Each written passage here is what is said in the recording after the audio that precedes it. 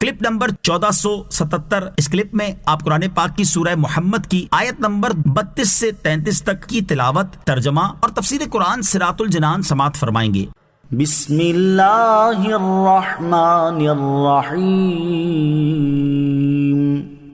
ترجمہ، اللہ کے نام سے شروع جو نہایت مہربان رحمت والا ہے۔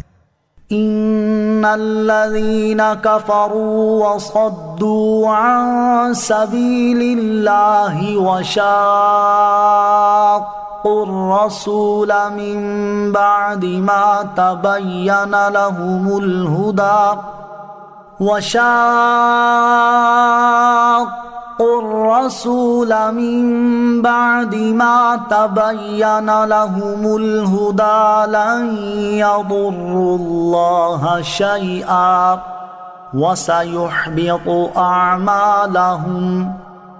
ترجمہ، بے شک جنہوں نے کفر کیا اور اللہ کی راہ سے روکا اور رسول کی مخالفت کی، اس کے بعد کہ ان کے لیے ہدایت بالکل ظاہر ہو چکی تھی، وہ ہرگز اللہ کو کچھ نقصان نہیں پہنچا سکیں گے اور بہت جلد اللہ ان کے اعمال برباد کر دے گا۔ ان الذين كفروا وصدوا عن سبيل اللہ، بے شک جنہوں نے کفر کیا اور اللہ کی راہ سے روکا۔ بعض مفسرین کے نزدیک اس آیت میں منافقوں کے بارے میں ارشاد فرمایا گیا کہ بے شک وہ لوگ جنہوں نے ظاہری طور پر اسلام کا دعویٰ کیا اور باطنی طور پر کفر کیا اور لوگوں کو اللہ تعالیٰ کی راہ سے روکا، اور رسول کریم علیہ الصلوۃ والسلام نے جو جہاد کرنے کا کہا اور اس کے علاوہ جو احکام دیے اس میں ان کی مخالفت کی، حالانکہ ان کے سامنے ہدایت کے دلائل اور نبی کریم علیہ الصلوۃ والسلام کی صداقت بالکل ظاہر ہو چکی تھی، وہ ہرگز اللہ تعالیٰ کو کچھ نقصان نہیں پہنچا سکیں گے، کیونکہ اللہ تعالیٰ کی شان اس سے بہت بلند ہے کہ کوئی اسے نقصان پہنچا سکے، بلکہ وہ لوگ ایسا کر کے اپنے ہی جانوں کو نقصان پہنچا رہے ہیں، اور بہت جلد اللہ تعالیٰ ان کے ظاہری نیک اعمال برباد کر دے گا، تو وہ آخرت میں ان اعمال کا کوئی ثواب نہ دیکھیں گے، کیونکہ وہ اللہ تعالیٰ کے لیے نہ کیے گئے تھے، اور جو کام اللہ تعالیٰ کے لیے نہ ہو اس کا ثواب ہی کیا۔ بعض مفسرین نے اس آیت کا شان نزول یہ بیان کیا ہے کہ جب کفار قریش جنگ بدر کے لیے نکلے تو وہ سال قحط کا تھا، اور لشکر کا کھانا قریش کے دولت مند افراد نے ہر پڑاؤ پر اپنے ذمے لے لیا تھا۔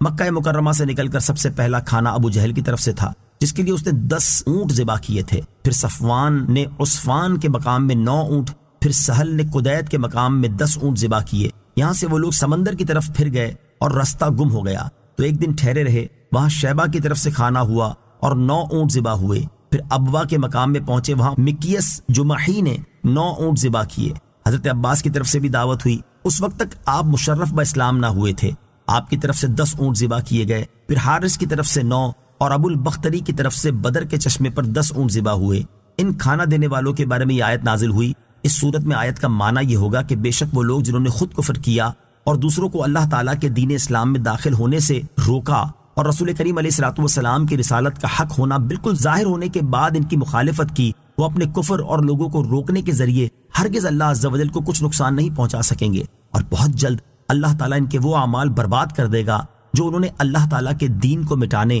اور نبی کریم علیہ الصلوۃ والسلام کی مخالفت میں کیے ہیں، چنانچہ وہ اپنے مقاصد کو پورا نہیں کر سکیں گے۔ یا ایہا الذین آمنوا اطیعوا اللہ واطیعوا الرسول ولا تبطلوا اعمالکم۔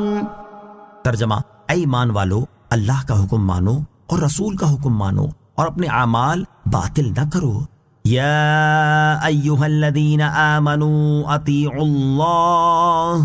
اے ایمان والو اللہ کا حکم مانو۔ اس سے پہلی آیت میں بیان ہوا کہ کافروں نے حضور اقدس صلی اللہ تعالیٰ علیہ وسلم کی مخالفت کی، اور اس آیت میں ایمان والوں کو حکم دیا جا رہا ہے کہ وہ اللہ تعالیٰ اور اس کے رسول صلی اللہ تعالیٰ علیہ وسلم کی اطاعت کرتے رہیں۔ چنانچہ اس آیت میں پہلے یہ ارشاد فرمایا گیا کہ اے ایمان والو، تم جو اللہ تعالیٰ اور اس کے رسول علیہ الصلوۃ والسلام پر ایمان لائے ہو اور ان کی اطاعت کرتے ہو، اس ایمان اور اطاعت پر قائم رہو۔ اس کے بعد ارشاد فرمایا کہ ریاکاری یا منافقت کر کے اپنے اعمال باطل نہ کرو، کیونکہ اللہ تعالیٰ اسی عمل کو قبول فرماتا ہے جو ریاکاری اور نفاق سے خالی ہو اور صرف اللہ تعالیٰ کی رضا حاصل کرنے کے لیے کیا گیا ہو۔ عمل کو باطل کرنا منع ہے۔ اس آیت میں عمل کو باطل کرنے کی ممانعت فرمائی گئی ہے، لہٰذا آدمی جو عمل شروع کرے، خواہ وہ نفلی نماز یا روزہ یا کوئی اور ہی عمل ہو، اس پر لازم ہے کہ اس کو باطل نہ کرے بلکہ اسے پورا کرے۔ نیک اعمال کو برباد کر دینے والے اعمال، یہاں آیت کی مناسبت سے ہم 6 ایسے اعمال ذکر کرتے ہیں جو نیک اعمال کو باطل اور برباد کر دیتے ہیں، تاکہ لوگ ان سے بچیں اور اپنے اعمال کو برباد ہونے سے بچائیں۔